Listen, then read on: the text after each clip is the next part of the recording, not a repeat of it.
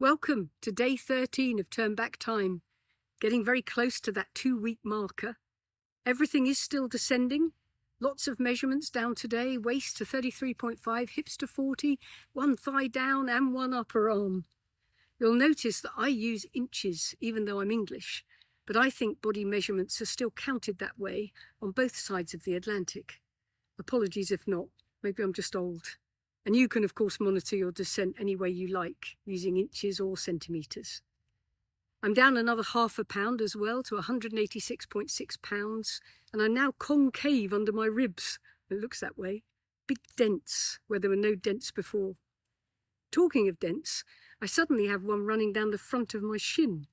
I noticed it this morning while watering the garden. On both legs. One just can't imagine that the body stores fat down the front of our shins. But it's quite obvious that it lays down fat wherever it can. The cellulite on the top of my legs is noticeably different, noticeably less, I should say. And it is, of course, so unfair that women lay down fat like bubble wrap all over their body, whereas men store it like files in a filing cabinet, so they don't get that very obvious bubble effect on the skin. But at least it's very obvious to us women that we're sailing perilously close to causing problems inside us if we've got cellulite on view. And if it's packed there, it's packed around our organs. Now, some of you might have wondered why the book which accompanies this podcast series is subtitled Why Chocolate is Good for You and Rice Cakes Are Bad. So today, I'm going to explain. If you're like me, you might have relied on rice cakes to keep away from bread, as you've tried so hard to reduce your weight.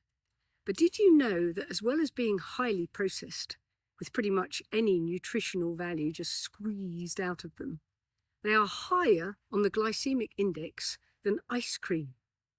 This means the sugar, because they are a carb, literally sprints into the bloodstream. That raises blood sugar levels immediately, and if you eat enough of them, which we tend to, because they're just not filling enough, you may as well be eating processed ice cream, which actually has a slower route to the bloodstream, because the sugar in ice cream is galactose, which has to be changed into glucose before it can be used by the body.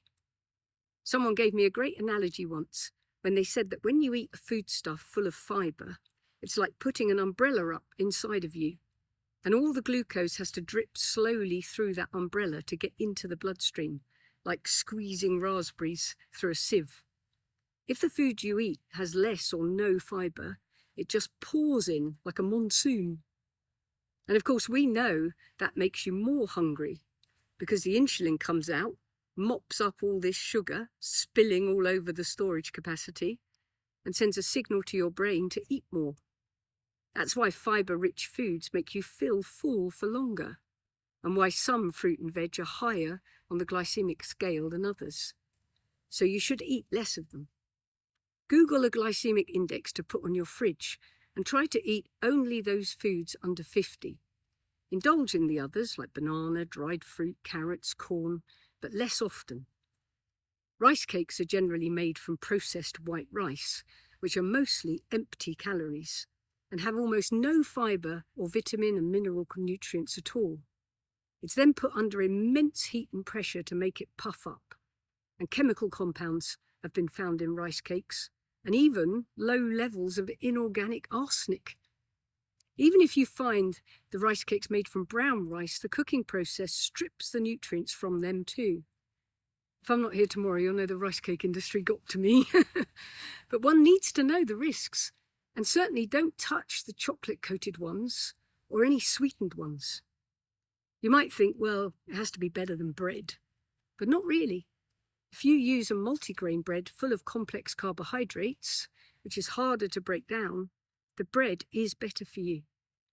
The same applies to Ryvita-type products. You don't want to eat any of these on this eating plan. In the recipe section of the book, I've supplied numerous ideas for replacement breads and wraps, all made with healthy ingredients and easy to balance. The good news is chocolate. The saving grace is chocolate. Thank God for it, and dates, to get those with a sweet tooth like me through this transition. Dark chocolate is extremely good for you. It's a great source of antioxidants and minerals.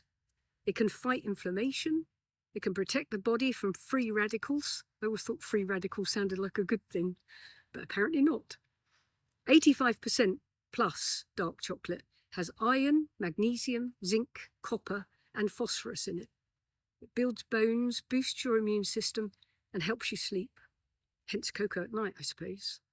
It's also believed to stimulate blood flow. So it doesn't have to be a guilty treat on this diet. You can incorporate it into so much that you eat, as long as you watch those portion sizes. Even caramels made of dark chocolate and dates are hugely good for you. I have included many recipes using dark chocolate in the recipe part of the book. Turn Back Time, Why Chocolate is Good for You, and Rice Cakes are Bad. So if you do have a sweet tooth, like me, get in there, and I don't think you'll ever go back to shop-bought sweets again. I certainly won't. Especially diabetic sweets, which are killing the liver with the tolls. Even better, the kids will love making these healthy chocolate sweets, so you can get them off processed chocolate as well. 1 block is 1 ounce of dark chocolate. Don't go over 2 ounces a day, but enjoy. So on to the big 2-week mark, day 14 tomorrow. See you there.